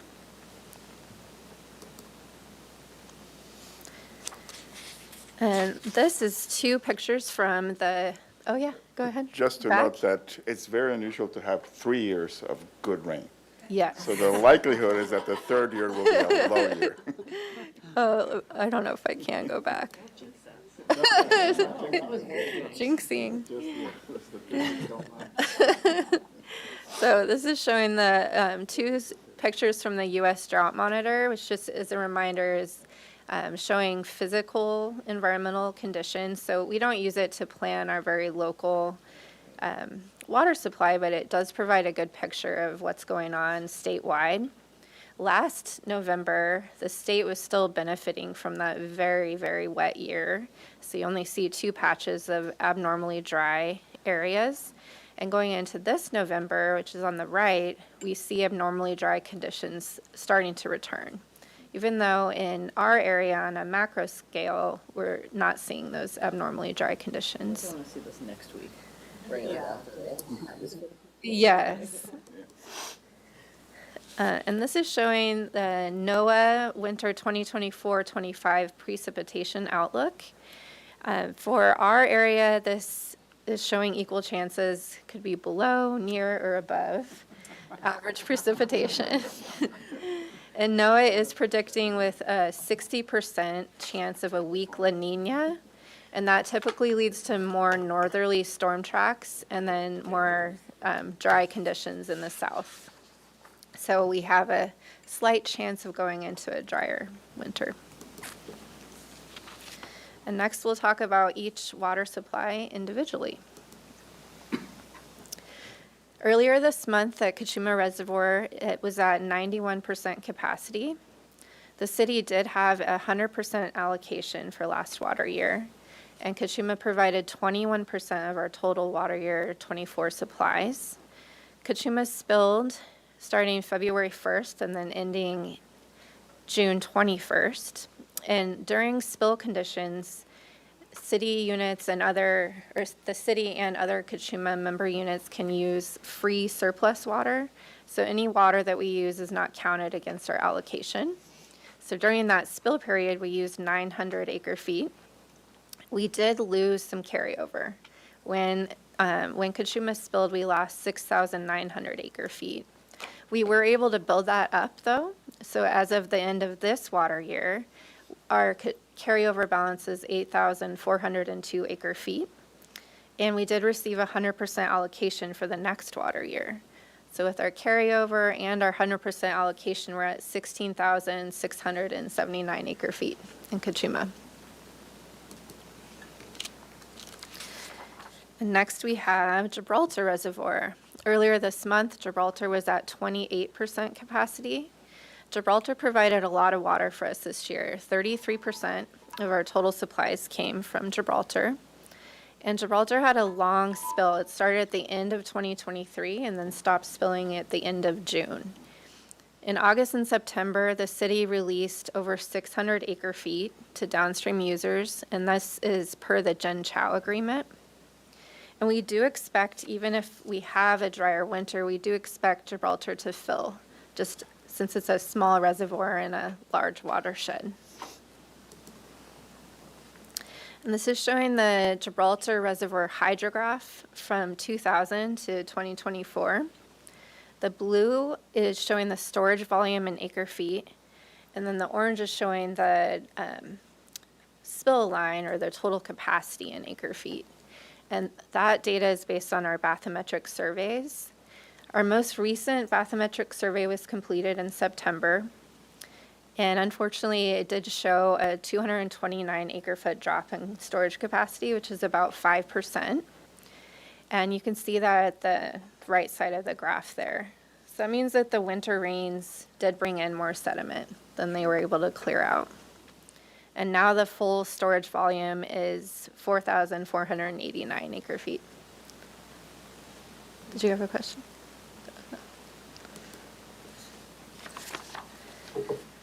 And Mission Tunnel acts as a horizontal well, and groundwater seeps into this sandstone bedrock.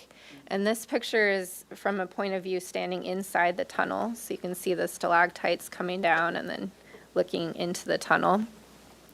Mission Tunnel provided 16% of our water this year. And we're expecting, if we have drier conditions, that intrusion amount will decrease for next year down to about 1,200 acre feet. Groundwater, we had minimal pumping in water year 24. It provided less than 1% of our total supplies. There was 62 acre-feet total pumped, and that was part of the San Roque Well Aquifer Storage and Recovery, or the ASR pilot project. And 41 acre-feet was recharged. We do continue to monitor water levels and seawater intrusion, so there will be a lot of groundwater graphs to look at next month.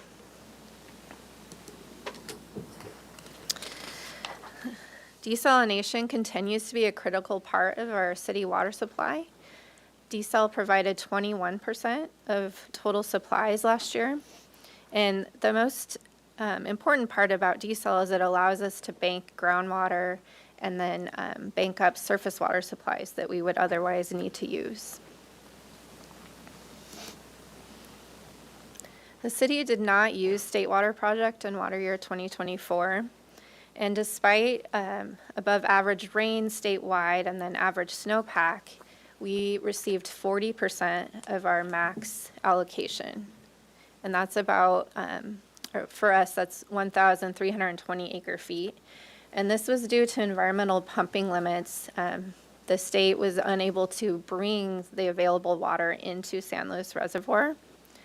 On the right, this is a picture, a graph from the Department of Water Resources showing the San Luis Reservoir storage. And the light blue line is the federal, the U.S. Bureau of Reclamation share. And the dark blue is the state share, the DWR share. And the top line shows the total capacity in San Luis. And then the middle line shows DWR's capacity. So even if you look at the November, December, January line, you can see that the reservoir never got to that 100% line. And the end of the water year at about 70%. With a little bit of past carryover water and our allocation, we have approximately 1,800 acre feet stored in San Luis. And this will all convert to carryover water in January of 2025. And San Luis is vulnerable to spill, especially if it receives enough rain. So staff is still exploring opportunities for water banking, sales, and exchanges. Yeah. We don't have any more, we used to have a depth, water depth, but do we have any left? No, that was paid off last year. We did it. And finally, recycled water continues to play an important role for us, especially allowing us to irrigate large landscapes that would otherwise use potable water. The plant is working and meeting customer demands. It provided 8% of total supplies last year. And this includes some water used for processed water at El Estero Water Resource Center. And then there was minimal potable blend water. For the whole water year, it was 25 acre feet. Next, we'll talk about the water supply strategy for the next 3 years. And this is to set the stage about conservative planning assumptions. We assume dry conditions for 3 years. We also assume that the reservoirs will not be spilling. The baseline demands are still from the Enhanced Urban Water Management Plan, and included in that, we add in the Montecito Water District Water Sales Agreement demand. New for this year is adding in groundwater recharge, and then we also add in overlap obligations with our neighboring water districts. I just want to acknowledge that the water year 24 demands are 14% lower than that Enhanced Urban Water Management demand projections. We think this is mostly due to low irrigation demands, and we are using the Enhanced Urban Water Management Plan projections until we have better information or different information. And we are assuming no extraordinary conservation from our water customers. For Cachuma, our maximum annual allocation is 8,277 acre feet. And that is determined by the U.S. Bureau of Reclamation. And it's based on the amount of unallocated water in the lake and then what they think is going to happen with lake drawdown. We do already know that we have 100% allocation for water year 2025. And to be conservative, we're assuming that we'll get 80% allocation for the next 2 water years. For Gibraltar, the maximum annual yield is about 4,000 acre feet. Even in below average years, Gibraltar does receive some inflow. So we're assuming about 800 acre feet from Gibraltar for this water year, and then a total of 1,600 feet for the next 2 water years. And we are also assuming decreasing amounts of mission tunnel infiltration, starting with 1,200 acre feet in this year and then dropping to 600 acre feet for water year 27. And this picture is just something I found in the city records that I thought was interesting. It's from 1902.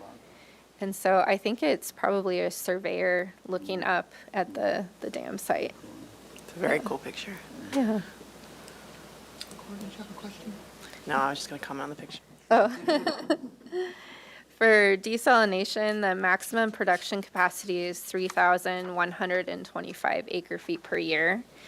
And to be conservative, we're assuming that 80% total capacity. So this works out to 2,500 acre feet for each water year.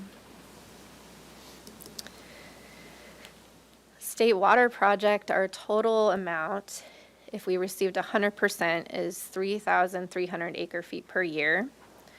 The DWR's most recent delivery capability report is from 2023, and they estimate their delivery reliability is 53%.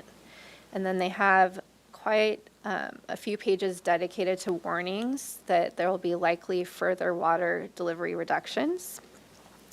So to be conservative, we're assuming 25% allocation on the state water project.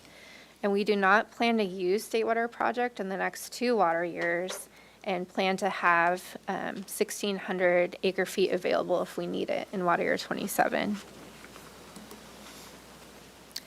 Groundwater, we're not planning to use for the next 3 water years. This will really allow the basins to continue to rest and recover. And we do plan to apply for that ASR permanent operations permit from the state board. And if granted, we do have the water and we want to maximize injections. And that would be about 456 acre feet per year. And I know this is a favorite slide on the commissioner, favorite graph.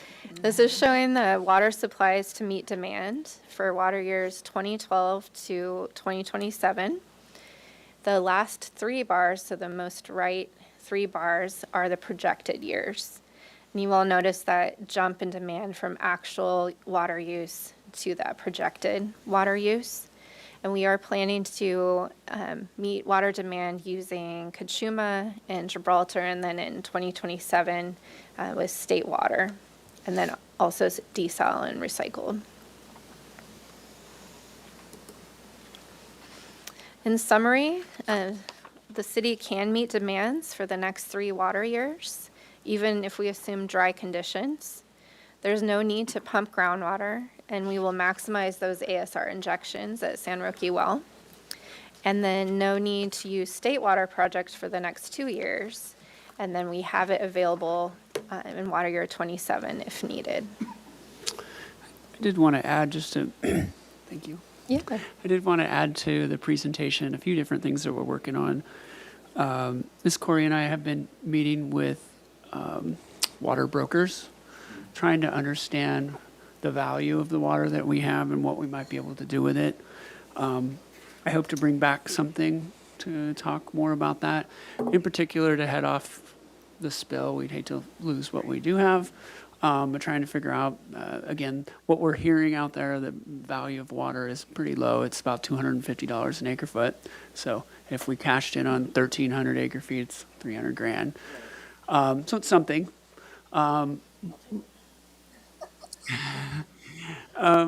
The other options that we're also looking at is some type of exchange, potentially a 2-to-1 exchange. We give them that 1,300 acre feet, and they guarantee us to give us 600 and something acre feet back.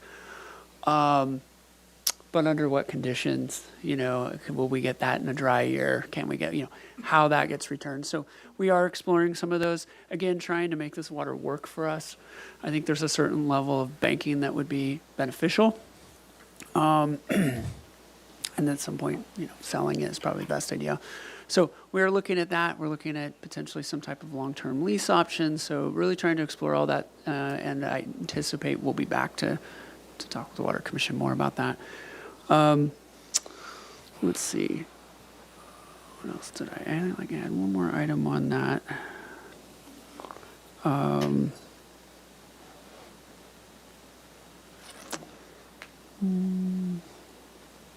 Shoot, lost my thought on that. I feel like there was another water supply thing that we were working on. Oh, wells, groundwater wells. So something I never thought I would ever talk about, but we've gotten to this conversation of how can we reduce our costs. And one of the things that we are taking a hard look at is inactivating all of our wells, or most of our wells. We spend a lot of money sampling those wells, some monthly, some every 3 months. We go out and turn the pumps on. We run them for a period of time, which sets a demand charge, electrical demand charge for the whole month that we end up paying. So trying to pull all those costs together, the labor costs, staff costs going into it, and what does it mean to inactivate these wells, and then how quickly could we activate them, right? So we are looking at that. I never thought it'd be something I'd look at, but we're trying really to cut our costs and see what that looks like. For our staff, one of the things is instead of storing that pump at the bottom of a well in water, we'd pull it up, it'd be in the shop on the shelf, and we could deploy it, and making sure that we could deploy it quickly. Because I do see our wells as providing kind of that emergency support. And so that was one of the questions that I think I'll want. If we deem that the value of doing this is important, kind of looking at the emergency response element, because I think a lot of our sources would be impacted by a massive earthquake. Wells might be one of those things that we could at least provide that basic water, probably truck delivery type things, and we want to vet that certainly with the commission if we head down that path. But again, looking at all these different areas, where might we save, where might we reduce staff time, but still retain that emergency response capabilities. So just a few other things we're working on that kind of adds to the supply conversation. Questions? I have a question about our favorite graph. Yeah, graph chart. I think it's slide 68, which is the one before. In the spirit of constant improvement of the graph. Yeah. But I have a question. One is there's this big jump in projected 2025, and then it continues on. Do we always just roll forward an assumption, a conservative assumption that there will be a big jump, or is there something you're aware of in the horizon? So that is from the Enhanced Urban Water Management Plan projections, but Ms. Corey can speak more to it. I can just add a little bit more context. So if you'll recall, when we were doing the Enhanced Urban Water Management Plan demand projections, we had to make some assumptions about how our customers would rebound after the drought. And so I believe it was an 8-year period coming out of the drought that we assumed that we'd have a relatively steep demand increase, and then it would level off more. And so the height of those bars is determined by a whole bunch of factors, but it includes that demand rebound.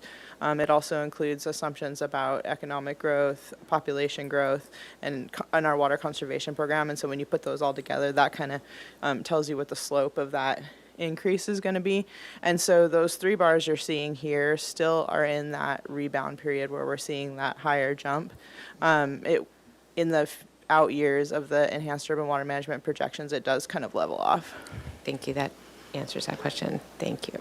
And then I guess I'm just realizing at this time, with these types of bar graphs, is it understood that each one of those is like say the orange is the top number minus the bottom line of that orange, or is it? I always have to go back. Personally, I always have to go back and look and read the number on here to say, oh, that's a subtraction. That's not like state water isn't at that high number over 14,000 total? Yeah, so the height of the color, so if we're talking about state water, the height of just that orange piece is the amount of state water we use. And so then when you add that to the light blue piece and the dark blue piece, then that gets our total usage overall. But the reason that we have it broken down into the color-coded sources is to show the proportional contribution that each of those supplies makes to the total. And I love that. I mean, I think that's really helpful. And I'm wondering if maybe, like next to that could go the current year number or something where, Table or something. a little table or something, because I'm always subtracting and trying to subtract by looking at like kind of. Yeah, we could probably add ballparking. labels so that it had the volume of each of those sources. Yeah, so for that- just the yeah. current year or whatever. Okay. I think that would be, Yeah. but love the developments over the years of this. It's Jasmine. this She's town. awesome. Thank Graphs you, and Jasmine. maps and- Yeah, thank you for the suggestion. I had a follow-up question on the jump, because, so I understand that that's in the Enhanced Urban Water Management Plan, but it seems very unlikely that our water use would increase by like 3,000 acre feet year on year. And so from a planning perspective, I get wanting to follow the long-term plan, but then also be able to adjust year to year. So how do you think about that? Yeah, so if you remember, like the overall goal of this water supply strategy is to conservatively assume that we have enough water to meet our needs for the next 3 years. And so if some miraculous rebound happened and our customers really started just using water like we anticipated they would in the Enhanced Urban Water Management Plan, we want to make sure we have the water to provide for them. And so this is really a conservative assumption. What will probably happen is just like this year, if you look at the 2024 bar, it will not be as high as those 3 out years bars are now. And then as Ms. Showers mentioned, when we start our new Enhanced Urban Water Management Plan, the first thing we'll do is update our demand strategy. And so I think we'll see the height of those bars come down, but we want to be consistent with our data planning until we have that new data. Understood. I think there's just a trade-off between, we want to be conservative and have the water that our customers need, and if we keep doing that consistently over years, then it leads to increased investments in water supplies that we may not need and rising costs. Just want to be careful about that. Yeah, that's fair. On the long term, we definitely, if we're considering any sort of new supply or investment in new supply, we would want to look longer than just the 3 years, for sure. Thank you. Yeah, one of the things that I think when we redo the Enhanced Urban Water Management Plan, we're going to take a look at the impacts of rates Yeah. in particular on it as well. But yeah, we had went back and forth about adjusting this, and then what would be our grounds for adjusting it? What would we adjust it to? And so I think saving it, since it's right around the corner, doing the Urban Water Management Plan will give us a new baseline for that. And it'll be a good conversation around how conservative, because we talk about that all the time. Like, we start basing, all of this conservativeness on the projections, and then it gets wildly out of whack. So how can we, be very clear about where we're padding things? And that's what we tried to do in going through our different supplies. Well, here's how we built in some. So yeah, that's a good conversation though, because we want to stay very transparent about that. We're not hiding the ball or trying to push some hidden agenda here. We want to make sure it's clearly reflects what we're trying to accomplish. And then kind of another financial question. I was curious if we could potentially add a chart that had sort of the cost per acre foot of each supply, if that's readily available information. I think that's always something that's interesting to look at as we look at the portfolio of how we're divvying this up, is the relative cost of each of these sources. I love that question because I've asked it many times and it's not an easy question. We could easily display what's in the budget, but it really depends. Like, state water is all over the place, and it depends on what the allocation is as to what the value of that number is. We can talk, and Dakota's gone through this before, the avoided costs of each one of the supplies. So we just have a lot of fixed costs in some of those. So what does it mean to use those supplies? I would, since you're the chair right now, I'd be happy to sit down and we can have more of a developed conversation around that, about how we present that and what it means. Yeah. And maybe, I know that it's dynamic, but so maybe it's part of the kind of retrospective, right? Like looking back in the past year, what was it? That's a more static figure, because I understand that it's changing. Yeah, and I think that we could do that. Yes. Yeah. Okay. set something up. All right, thank you. Other comments or questions? All right, and I don't think there's a recommendation on this item. Is there any public comment? Chair Snyder, we have no public comment. All right, thank you very much, Ms. Showers. Thank you. And our final item, item 7, is the Water Resources Manager's report. All right, thank you. So a few things to highlight here. Wastewater management manager recruitment is moving along. We just had the first round of interviews. Is that just this week? Yeah. Oh my gosh. Okay. It feels like 2 weeks ago at this point. Okay. That was like 2 days ago. We had a great panel. Chair Snyder was on there, our city engineer, and the Creeks manager was on that first panel. And we have our final interviews next week. So hoping to have a decision for you all to share in December. Our water services superintendent, we made an offer and they accepted and they start in January.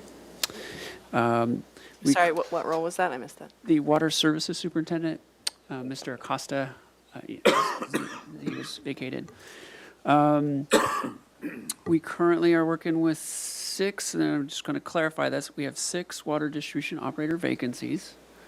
We Out of how many positions? is 18.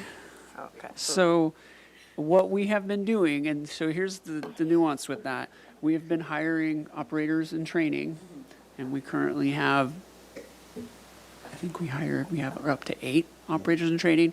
So these are folks that don't have the certifications to move into these positions.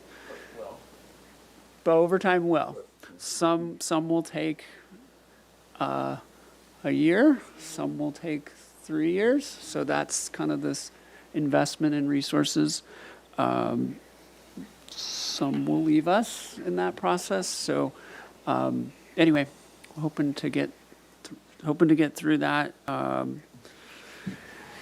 There isn't, we believe, an opener coming up in the TAP contract. So we're hoping that this will be an opportunity to address some of the pay issues, particularly in our distribution collections. Treatment is doing well. I think we're in a good spot on there. I think we're closer to being competitive, and we're just not seeing the turnover in those jobs. But distribution and collections continue to be a challenge. We did meet with the Navy Seabees last month and are in discussions about potentially lining them up with an annual arrangement in which they come up in May and do some training and help us keep Gibraltar Road open. There's a lot of work that goes to maintaining 7-mile road from close to 4,000 feet down to our reservoir at 1,400 feet. So it's a big job, and the CVs here are always looking for training opportunities, and so hoping that it's kind of a win-win in the sense that that road is on Forest Service land, so there's a federal connection there as well. So anyway, as I was selling it, it's got no power, it's got no cell service. You guys can truly feel like you're in a remote location, and they can set up near our Quonset hut down there, and they can work on their comms and anyway. And so we would provide fuel and materials or whatever they needed, but hoping we can land something there. It's very complicated working with the federal government, and they got to make sure that this isn't stealing jobs from local contractors, and there's a lot that goes into that. But hopefully we can figure out a win there. We are at Gibraltar as well doing a pilot with Starlink. Always a challenge. Our folks that are up there have satellite phones. They're very expensive too, and so we're looking to get rid of satellite phones, go to Starlink, and then what they would use is basically Wi-Fi to do any calling out of Gibraltar. It would also help out with all of our data communication needs that we have back there that right now are by microwave, and that's had its challenges. Let's see, El Cielito Pump Station, which is located at the Sheffield Reservoir site. So it pumps up to, is one of our critical reservoirs that serves a high fire area. We were looking into, we had received a $1.4 million grant to put in a battery installation there. We went out for proposals. We got one, and it just did not pencil out. It was all going to be a lot of work. It was a solar battery installation. SNR is scratching their head too, but the amount of work that we would have to put into it and the payback, it really didn't daylight for 8 years. And then the payback was pretty limited. Like it was going to be like 300,000 over 20 years. And it was making some pretty good projections. So anyway, we're all left scratching our head. The Energy Master Plan, we hope, is going to provide us some, and that's with the $1.4 million grant. So that's crazy that it was that upside down. So we're continuing to explore it. That didn't work out, but maybe other sites, maybe the project wasn't big enough. We've got a lot of questions, and hoping through the Energy Master Plan we can kind of vet some of those, because it pained me to walk away from that grant, because it really just the value wasn't there. Los Alturas, we do have a contractor on board now they're going to directionally drill and put in a sewer main in Los Alturas where that landslide occurred. So we're going to get that in hopefully in the next couple months. And then we will then pivot to working with there's 3 property owners now that we're going to have to put in private lift stations to pump up to the street. So that's underway. And then I think council just approved a contract to remove the house that was in the slide. So that is in motion as well. And then staff were all gearing up for the La Cumbre Plaza project and just the impacts that's going to have on the water and wastewater system. So continuing to work on that effort. And then I hope you guys celebrated Tuesday was toilet day. Yes. Yes. The importance of the toilet. Yeah. And sanitary conditions is big. Ventura Water Sciences Program had a big celebration. I'm sorry. And then on Monday, we're supposed to provide Kelly McAdoo, our new city administrator, with a tour of El Estero, the lab. We're going to talk about SLIP. So excited to kind of show her around. And with that, there wasn't anything specifically in our report that I needed to cover, but happy to answer any questions that might be on your mind or that you're hearing from our customers. And we're excited. There might be a little rain, enough to hopefully knock off the chances of fire. That's what I'm going for. Any questions or comments on that item? Question. Yes. So desal is back up, or we're still waiting for the intake pumps? We are still waiting. So the parts to repair one of the pumps are stuck in customs right now and waiting for them to get released from customs. They're hoping that they're going to show up now on Monday. It's going to take 3 to 4 days to rebuild that pump and then get it up here. So early December, we're hoping the Danny C, which is the local barge, will be available to go out there and at least put one pump in and start operations. The other pump, I think, is following behind about a month. So hopefully we'll get that as well. I'm curious, just to follow up on that, is there like a financial consideration of if we don't need the water during the winter, leaving the plant non-operational for a few months, or is it like we want to get it operational because there's parts that are going to degrade if we're not using it? There's a lot of nuances to that, but yes, we do want to get it back up and running. There are, concerns about degradation, but I think there's also a long list of things that the plant needs to work through, and it needs to be operating to kind of work through those issues. Yeah. Any public comments? We have no speakers for public comment. All right, I think we can go ahead and adjourn then, and we will meet again on Thursday, December 19th. Thank you, everyone. Okay.